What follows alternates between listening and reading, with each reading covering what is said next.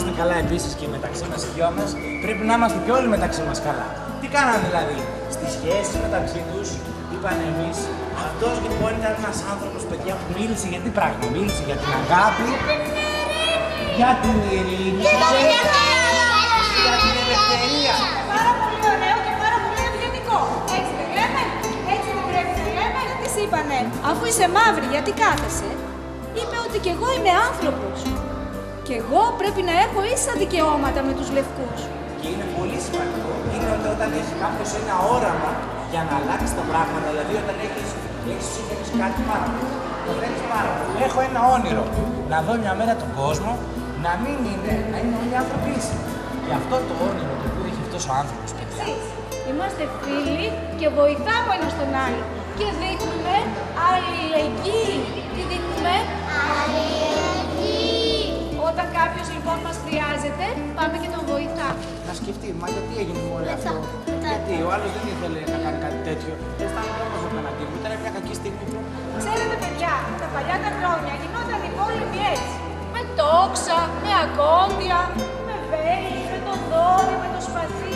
Σήμερα όμως τα πράγματα έχουν αλλάξει. Είναι πολύ πιο σκληρά και πολύ. Αυτά όμως είναι μεγάλες βόμβες που μέσα έχουν διάφορα πραγματάκια που όταν σκάνε κάπου στη γη ανοίγουν τεράστιες τρύπες και κάνουν πολύ μεγάλη ζημιά. Γιατί όταν πέφτει μια βόμβα κάπου, η φύση καταστρέφεται, μολύνεται. Το χώμα, το νερό, όλα μολύνονται. Ίσο, τι κρατάνε? Μια ισορροπία. Εάν όμως είναι πιο δυνατή η Ρωσία, εμείς δεν πρέπει να κάνουμε. Να φτιάξουμε και άλλα όπλα, λένε αυτές οι χώρες. Σήκω και εσύ, να τραβήξεις. Φυσικό. Τράβαμε δυνατές. Τώρα εμείς είμαστε πιο δυνατοί. Τι θα κάνετε εσείς? Τι θα κάνουμε εμείς? Θα πάρουμε και θα φτιάξουμε καινούργια όπλα. Και θα τραβάμε κι εμείς από εδώ δυνατά. Και τώρα τι κρατήσαμε? Τι γίνεται τώρα? Υπάρχει μια ισορροπία. Γιατί γεμίσαν όπλα. Και οι Αμερικάνοι και οι Ρώσοι. Είναι ωραίο αυτό το πράγμα. Επειδή εμείς μας αρέσει η ειρήνη και την αγαπάμε και δεν θέλουμε ο πόλεμος να μας ανακλείσει στη σπηλιά. Αντί λοιπόν να δίνουμε χρήματα για πόλεμο. Εμείς όμως τα χρήματα αυτά δεν θα τα δώσουμε για να φτιάξουμε αυτούς τους πυράβλους. Θα τα δώσουμε για να φτιάξουμε ένα μεγάλο σπίτι που θα είναι ένα ωραίο σχολείο. Ένα σχολείο για παιδιά.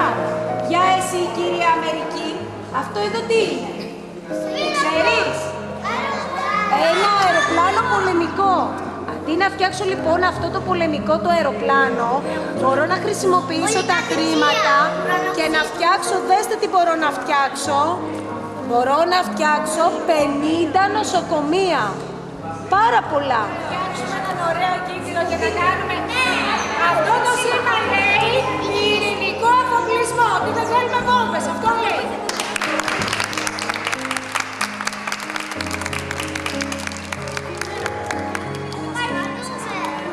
Ευχαριστούμε σας οι κομμάτες. Εμείς ευχαριστούμε πάρα πολύ.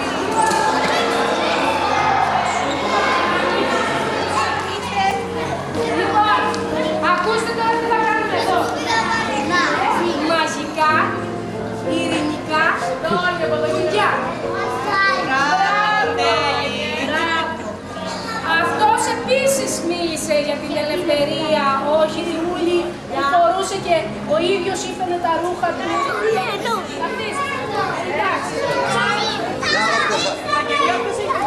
Όποιος χρειάζεται το ίδιο, εδώ είναι η φωτογραφία. Μπράβο! Μπράβο!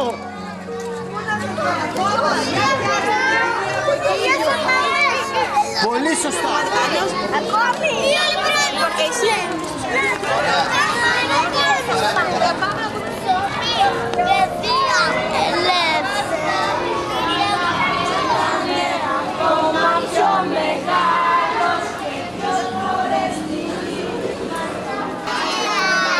Είστε καλά? Πάρα πολύ ωραία. Ξέρετε να παίζετε παιχνίδια?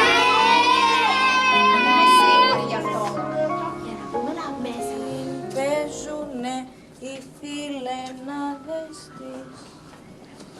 αλλά και στο σπίτι. Πολλές φορές μιλάω στη μαμά, μιλάω στον παπά. Τα παιχνίδια σου τα μάζεψες? Άφησέ με, τώρα δεν βλέπεις ότι έχω δουλειά? Πάμε κιόλας με την ανάσα μας. Αλλά και ο φίλος μας να ζεστάνει λίγο τα δικά μας. Και κρατάμε και τα δυο μας. Ο φίλος μας όμως κουράστηκε. Αλλά... Καλημέρα σας! Καλημέρα! Καλώς ήρθατε στον κήπο του Φιλένιου. Εγώ είμαι ο Φιλένιος. Μας ηρεμούν. Αυτό είναι κασκό. Δεν δώσετε τα αυτάκια σας. Βγάζει Όταν σκοφίζω να βλέπουμε και το όνομά μου. Θέλω μόνο το πιο θετικό δίπλα σε ένα λουλούδι. Για να φυτρώσει κι αυτό. Θα του χαρίσει. Πού θέλετε να το βάλετε, πάρετε το σπόρο σας. Έλα, σας κάνω πίνα. Κύριο, κύριο Πανίσου, Φιλένιου.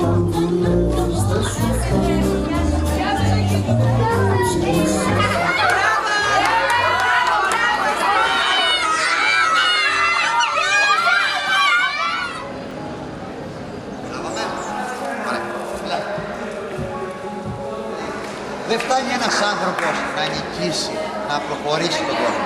Χρειάζεται τι? Καλά.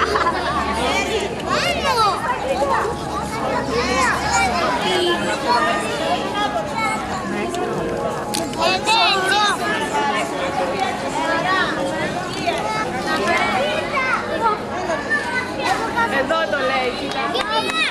Κυρία, το σκίσανε. Έχουμε και ένα σχολείο που θέλει να υπογράψει. Όλοι χωράνε, όλοι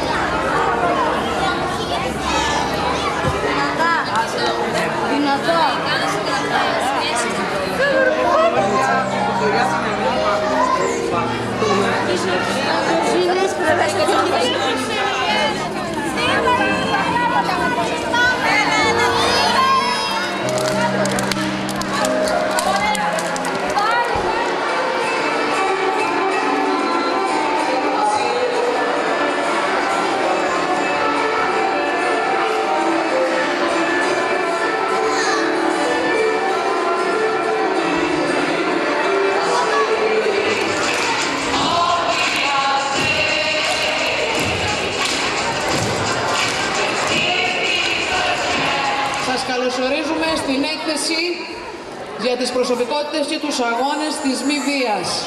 Είναι μια πολύ όμορφη στιγμή για μας να φιλοξενούμε εδώ αυτές τις 24 προσωπικότητες της μη βίας μαζί με αυτό που τους ακολουθεί, δηλαδή μαζί με τους αγώνες τους για έναν μη βίαιο τρόπο. Ένας κόσμος λοιπόν χωρίς πολέμους και χωρίς βία μπορεί αύριο να είναι μια πραγματικότητα. Και ίσως αυτό που βιώνουμε σήμερα να είναι η ανθρώπινη προϊστορία. Και όταν σταματήσει ο πόλεμος και η βία, να δούμε πώς το ανθρώπινο όν μπορεί να γράψει ιστορία. Όταν βρίσκεσαι σε ένα κουρατήριο τόσων μικρών παιδιών και τόσων νέων ανθρώπων, σίγουρα οι μεγαλύτεροι αισθανόμαστε δυσκολότερα και εγώ δεν έχω να πω πολλά, θα πω μόνο 2 λόγια. Να ευχαριστήσω τους διοργανωτές που μας δίνουν την ευκαιρία στην περιφέρεια και στην Περιφερειακή Ενότητα Ηρακλείου να συμμετέχουμε και να στηρίζουμε τέτοιες εκδηλώσεις. Τότε λοιπόν αυτό το οποίο πραγματικά σκεφτήκαμε και κυρίως τα παιδιά είναι ότι όταν περάσει μέσα από όλες αυτές τις τρυφερές ηλικίες το πράγμα θα έρθει γρηγορότερα και από μόνο του. Και αυτό πραγματικά βλέπουμε όλοι εδώ απόψε. Και θέλω να σας πω ότι αν και έχω βρεθεί αρκετές φορές αυτό εδώ το βήμα αυτής εδώ της αίθουσας, εγκαινιάζοντας, ξεκινώντας πάρα πολλές εκθέσεις, τέτοια συγκίνηση εγώ προσωπικά δεν έχω ξανανιώσει. Του είπα το εξής. Νίκο, η μη βία δεν είναι αθώα. Είσαι σίγουρος ότι θες να συνεργαστείς μαζί μου? Μπορεί αυτός να είναι ο τρόπος που εντός εισαγωγικών θα σε ανατρέψω. Βρέθηκα λοιπόν πριν 8 μήνες σε μια έκθεση φωτογραφίας που είχε οργανώσει ο Κόσμος Χωρίς Πολέμους, όπου άκουσα για ένα διεθνές δίκτυο σχολείων για τη μη βία. Έτσι, εμείς ενθαρρύναμε, υποστηρίξαμε και συντονίσαμε τις δράσεις που γινόταν στα σχολεία και ξεκινήσαμε τα σεμινάρια. Αυτή η διαδικασία από εδώ, από το Ηράκλειο, έχει αυτή τη στιγμή εξαπλωθεί στην Αθήνα, στη Θεσσαλονίκη, στην Κέρκυρα, στη Θήβα, στη Λιβαδιά και στα Χανιά. Ως εκπαιδευτικός θα ήθελα να μοιραστώ μαζί σας αυτή τη μοναδική εμπειρία που βίωσα κατά τη διάρκεια των δράσεων με τους μαθητές μου. Επιλέξαμε από το μάθημα της νεοελληνικής λογοτεχνίας το έργο της Μαρούλα Κλιάφα «Ο δρόμος για τον Παράδεισο είναι μακρύς». Ονειρευόμαστε ένα κόσμο χωρίς διακρίσεις. Ένα κόσμο με ειρήνη, αγάπη, φιλία, ανθρωπιά, χωρίς βία, πολέμους, φτώχεια και ανεργία. Όπως έλεγε ο Ντέβιντ Θωρό, κάθε παιδί δημιουργεί τον κόσμο από την αρχή. Και αν πάει να γίνει κάποια φασαρία, κατευθείαν τα ίδια τα παιδιά πρότειναν διαμεσολαβητές, τους δείχνουν ένα τραγούδι για τη μη βία που είχαμε φτιάξει και τους θυμίζουν, κοιτάξτε, δεν πρέπει να φερόμαστε έτσι. Εντύπωση ακόμα μου έκανε η έντονη επιθυμία για διάδοση. Στις προτάσεις τους ήταν να κάνουν κάποιο βιβλίο, να το προτείνουν, το οποίο να το μοιράσουμε στον κόσμο, να μάθει τι είναι η μη βία, να το πούμε μέσω ενός παραμυθιού. Ο στόχος μου είναι να έχω χαρούμενα δημιουργικά παιδιά, χωρίς να έχουν στερεότυπα, προκαταλήψεις, χωρίς ρατσισμό και που δεν μένουν στο να κατακρίνουν τους άλλους, αλλά έχουν και κάτι να προτείνουν και θα είναι ενεργοί. Ένα πρωί λοιπόν δέχτηκα ένα τηλεφώνημα από ένα συνάδελφο διευθυντή σχολείου, ο οποίος μου πρότεινε να συμμετάσχει το σχολείο μου σε ένα νέο δίκτυο που αρχίζει να λειτουργεί την παρούσα χρονική περίοδο και το όνομά του είναι Μη Βία. Από τον τίτλο και μόνο δελεάστηκα και ήρθα σε τηλεφωνική επαφή με τον Γιώργο τον Κουτετάκη, ο οποίος μου εξήγησε λίγα πράγματα και δώσαμε ένα ραντεβού στο σχολείο για μια πληρέστερη ενημέρωση και δική μου αλλά και όλων των συναδέλφων μου. Η αλήθεια είναι ότι γοητευτήκαμε όλοι από τη συζήτηση και με τον Γιώργο και με τον Κώστα τον Γλόκα και έτσι αποφασίσαμε να ορίσουμε την πρώτη μας επίσημη συνάντηση, αφού πρώτα φτιάξαμε ένα γκρουπ στο σχολείο αποτελούμενο από εκπαιδευτικούς και κάποιους γονείς που ήθελαν να συμμετάσχουν σε αυτό. Βέβαια η αλήθεια είναι ότι εκ των προτέρων θεωρούσαμε ότι θα μας λυθούν διάφορες απορίες του τύπου τι μπορώ να κάνω όταν κάποιος μου ασκεί βία, εγώ πότε μπορώ να ασκήσω βία, είναι σωστό να απαντώ στη βία με βία, τι ακριβώς εννοούμε με τον όρο βία και διάφορα άλλα ερωτήματα που ο καθένας από εμάς μεταφέρει στο μυαλό του και ανασύρει στην επιφάνεια με το άκουσμα της λέξης βία. Τελικά, όπως αποδείχθηκε βέβαια, κάτι άλλο περιέλαμβανε αυτή η σειρά σεμιναρίων, το οποίο άρχισε να διαφαίνεται από την πρώτη και όλα συνάντησή μας. Η πρώτη μας λοιπόν συνάντηση ξεκίνησε με αρκετή θεωρία, στην οποία μεταξύ άλλων έγινε και προσπάθεια αποσαφήνισης κάποιων όρων, όπως πόνος, οδύνη, ποιο είναι το νόημα της ζωής κτλ. Η ατμόσφαιρα της αίθουσας συνέτεινε στο να κινητοποιηθούν κάποιες αισθήσεις μας, οι οποίες ενεργοποιήθηκαν ακόμη περισσότερο με το βιντεάκι που προβλήθηκε και με το βιωματικό μέρος που ακολούθησε. Η δεύτερη συνάντηση ήταν μόνο βιωματική και είχε και πάρα πολλή συζήτηση. Την τρίτη δυστυχώς δεν την έχω παρακολουθήσει ακόμα, αγωνιώ ωστόσο για την υλοποίησή της το συντομότερο. Η εμπειρία μου λοιπόν από τις δύο συναντήσεις είναι καταπληκτική, κυρίες και κύριοι. Είναι το πρώτο είδος σεμιναρίων από αυτά που έχω συμμετάσχει, στο οποίο, αν και βιωματικό, δεν είμαι υποχρεωμένος να εκδηλώσω αυτό που σκέφτομαι, αυτό που ανακαλύπτω, αυτό που αισθάνομαι, αλλά μόνο ψάχνω και εμβαθύνω σε μια προσπάθεια δικής μου αποκάλυψης του εαυτού μου. Δεν ρωτώ τους άλλους για τα πιστεύω τους, δεν λέω σε κανέναν για τα δικά μου πιστεύω.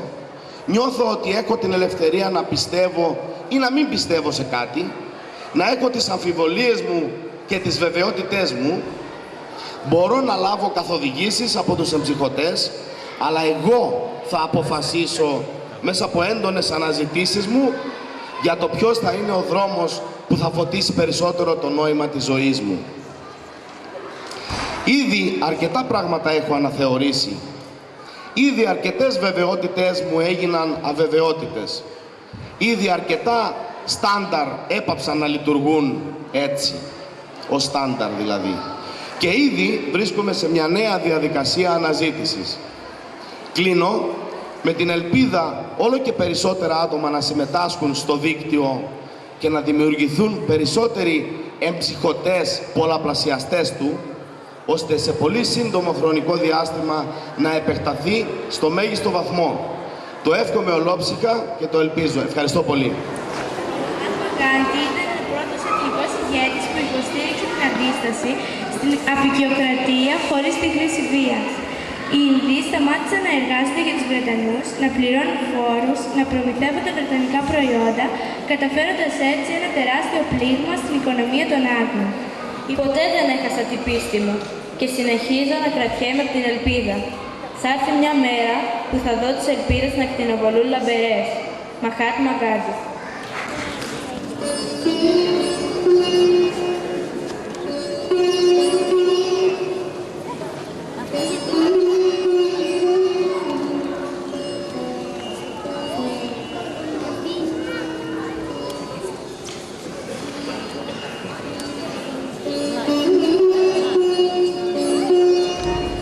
Αυτός εδώ είναι Ινδικός ωκεανός, η θάλασσα της χώρας μου. Με αυτό εδώ ταρακουνάω τα θεμέλια της Βρετανικής Αυτοκρατορίας.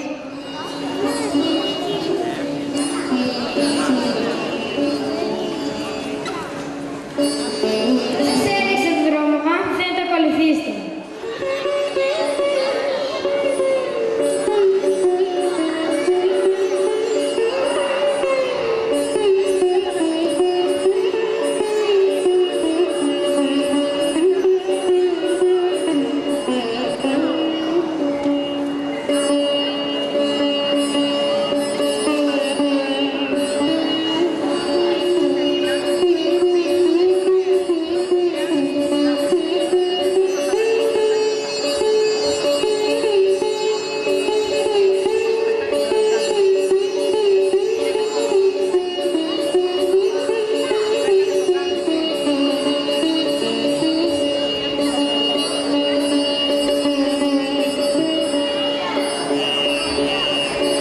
Είμαστε σίγουροι λοιπόν ότι αυτά τα παιδιά μπορούν να δημιουργήσουν τον κόσμο από την αρχή.